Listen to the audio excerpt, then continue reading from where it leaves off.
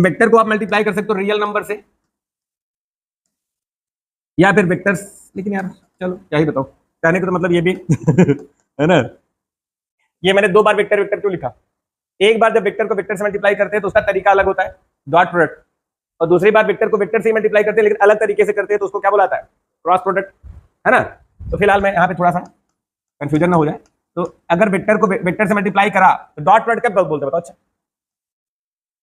2 vector से multiply करा तो कभी डॉट प्रोडक्ट बोलते थे, कभी क्रॉस प्रोडक्ट बोल देते हैं, तो कब बोलते हैं, ये कैसे पता चलता है बताओ। ये पता चलता है कि अगर 2 वेक्टर्स को मल्टीप्लाई करने के बाद एक नई क्वांटिटी मिलती है, ठीक है ना।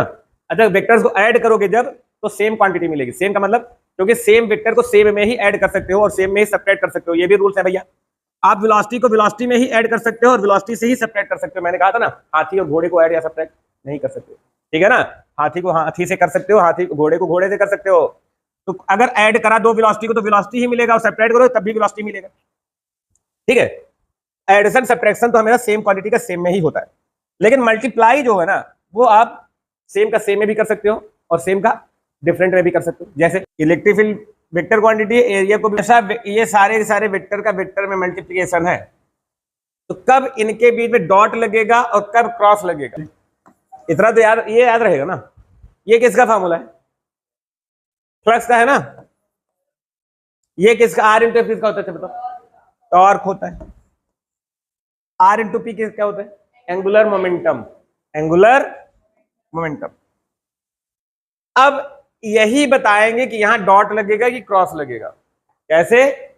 अगर मल्टीप्लाई करा 2 वेक्टर्स को और करने के बाद जो मिला वो क्या है, स्केलर अगर है तो डॉट लग जाएगा। क्या देता है प्रोडक्ट हमारा, क्या देता है वो बताता है कि यहां क्या लगेगा, समझ में आई बात। अगर इन दोनों के बीच में डॉट लगाओगे कब, जब स्केलर मिल रहा हो। अगर 2 वेक्टर्स को मल्टीप्लाई करने पर जो क्वांटिटी मिल रही है अगर वो स्केलर मिल रही है तो उसको फिर डॉट प्रोडक्ट करना पड़ता है, और अगर 2 वेक्टर्स को मल्टीप्लाई करने पर वेक्टर मिल रहा है तो क्रॉस प्रोडक्ट। यहां से पता चलता है, रटने वाली चीज नहीं है। अब ई इंटू ए फ्लक्स, से flux is a scalar quantity, scalar, तो इसका मतलब यहां पर क्या लगेगा, डॉट लगेगा। आर और एफ, और ये टॉर्क इज ए वेक्टर, ठीक है। अब वेक्टर मिल रहा है तो यहां पे आपको क्रॉस लगाना पड़ेगा। R into P, L is angular momentum भी वेक्टर होता है, तो वेक्टर्स को मल्टीप्लाई करने पर अगर वेक्टर मिल जाए तो क्रॉस प्रोडक्ट, और स्केलर मिल जाए तो डॉट प्रोडक्ट।